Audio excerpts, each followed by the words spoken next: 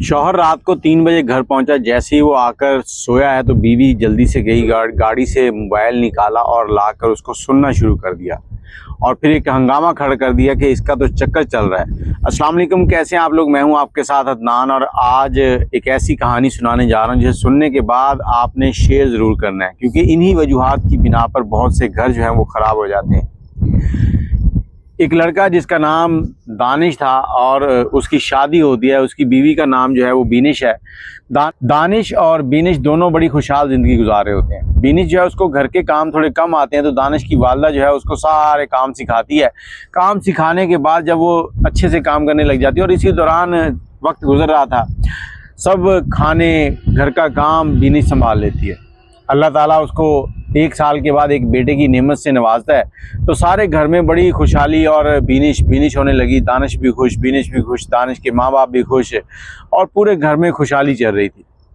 1 साल और गुजरा तो बीनिश जो है उसको अल्लाह ताला ने एक बेटी से नवाज दिया। अब उसके 2 बच्चे हो गए और 2 बच्चे होने तक बीनिश जो है उसका जिस्म जो है वो एक बेढंगा सा हो गया, कहीं मोटी हो गई, कहीं पतली हो गई। अपना उसने ख्याल ही नहीं रखा और दानिश जो है वो उसकी तरफ तवज्जो कम करता जा रहा था। अब जब नई शादी हुई थी, दानिश बाहर जा रहा है तो हमेशा बीनिश को साथ लेके जाता, कहीं पार्टी में जा रहा फिर भी लेके जाता, कभी होटल में खाना खाने जा रहे हैं तब भी लेके जाता। लेकिन अब उसका उलट होने लगा था। अब क्या होता था, दानिश जब भी बाहर जाता, बीनिश उसको कहती कि मैं आपके साथ चलूं, तो पहले तो वो टाल मटोल करता। फिर जब वो कहती कि मैं फ़लान ड्रेस पहन लूं वो अच्छा लगेगा, दानिश उससे मना करता। दानिश कहता नहीं, अब तुम मोटी हो गई है, तुम्हें ये अच्छा नहीं लगेगा, इस तरह। अब ज़िंदगी चल रही थी और औरत के लिए ये बड़ा मुश्किल टाइम होता है जब उसका शौहर कहे कि तुम अब मोटी हो गई और तुम खूबसूरत नहीं लगती। अब जिस दिन दानिश ये कह के गया, उस दिन सारा दिन बीनिश सोचती रही कि अब ये क्या बात हुई, मेरा शौहर मुझे कह रहा है कि तुम खूबसूरत नहीं लगती। इसी दौरान दानिश जो है उसके ऑफिस में एक पार्टी थी और उस पार्टी के अंदर खूब हल्ला गुल्ला था। ऑफिस के अंदर कुछ औरतें भी काम करती हैं, मर्द भी काम करते हैं।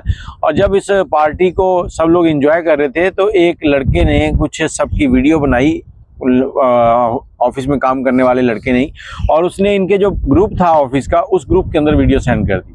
दानिश उस वीडियो को देख रहा है तो बीनिश आ गई। बीनिश कहती मुझे भी दिखाओ। बीनिश ने जब वो वीडियो देखी तो बीनिश तो जल भून गई कि वो जो औरतें हैं वो दानिश की कभी इधर घूम रही कभी इधर घूम रही, उससे हंस के बातें कर रही हैं। अब ये जो बातें थी ये बीनिश जो है अपनी एक सहेली के साथ रोज करती थी। उसकी सहेली उसको अजीब से मशवरे भी देती है, ऐसे कर लो ऐसे करो। जब उसने ये कहा ना कि मेरा शौहर मुझ में इंटरेस्ट नहीं लेता अब और मुझे कभी साथ भी नहीं लेके जाता, तो उसने कहा अच्छा तुम ऐसे करो, तुम अपने आप को स्लिम एंड स्मार्ट कर लो।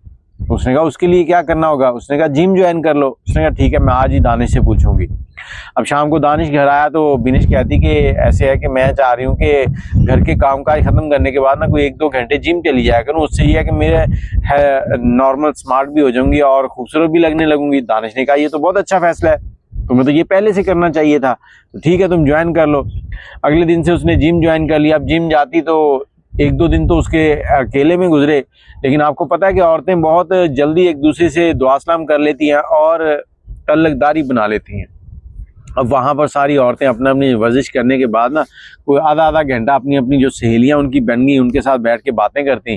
कुछ वक्त गुजरा था, कोई 10-15 दिन, तो उसकी एक सहेली कहती कि मैंने तो अपने शौहर को एक दिन रंगे हाथों पकड़ा।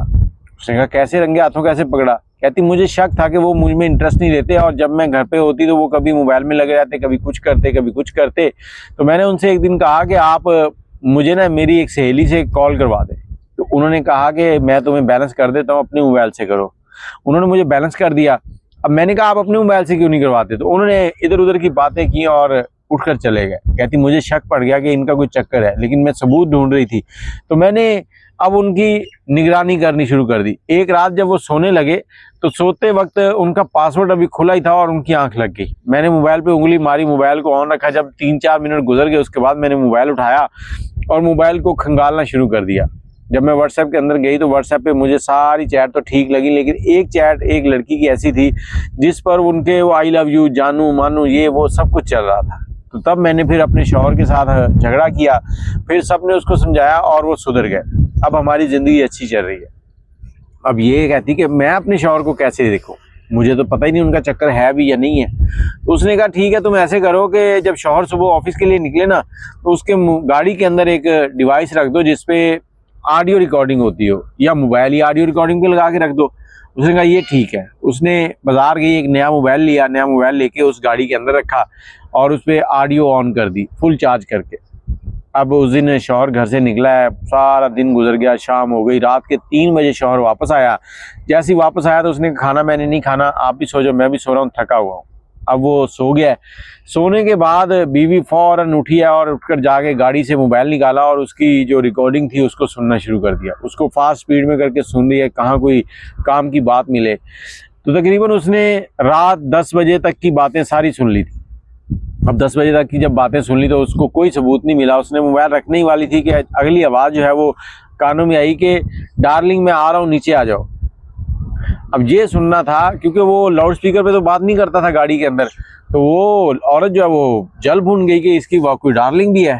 अब औरत ने बैग पैक करना शुरू कर दिया। उसने कहा ये तो लड़कियों के साथ घूमता है रात को और उनके साथ अजीब, ये इतनी रात तक बाहर रह के आया, कुछ गलत भी करता होगा। अब वो बैग पैक कर रही है और रोए जा रही है।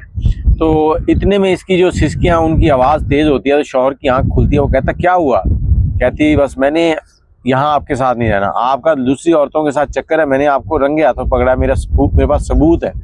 अब इनके दरमियान बहस होने लगी। बहस में जब इनकी आवाज़ें बुलंद हुई तो घर वाले भी आगे, लड़के के माँ बाप जो हैं और बीनेश की सास और ससुर, तो सब ने पूछना शुरू कर दिया। आज आके ये बीनेश जो है ये ना बताया कि मैंने इसकी गाड़ी में मोबाइल रखा है, तो सब कहे सबूत दिखाओ।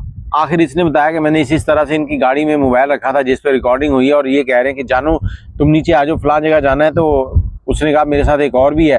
तो इसने कहा कि ठीक है आज दोनों के छक्के छुड़ा दूंगा।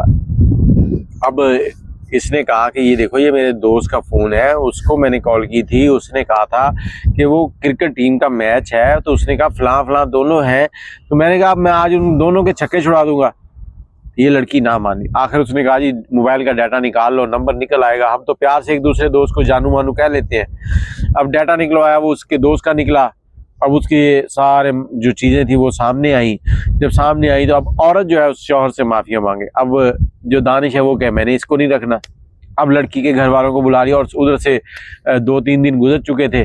लड़की के घर वालों को बुलाया, सब ले कर रहे हैं और बड़ी मुश्किल से दानिश जो है वो राज़ी हुआ। कहता है ये तो मेरी गाड़ी में मोबाइल रखती है, मुझ पर शक करती है, मैं कैसे ज़िंदगी गुजारूँ इसके साथ। लेकिन आखिरकार दोनों में दोबारा सुलह हो गई और इनकी ज़िंदगी जो है वो नॉर्मल गुजरने लगी। तो लेकिन मैं आपसे ये कहना चाहता हूँ कि कई बार आपकी सहेलियाँ आपकी ज़िंदगी ख़राब कर देती हैं, तो सहेलियाँ जो इस तरह की हो ना बातूनी, उनसे दूर रहा करें।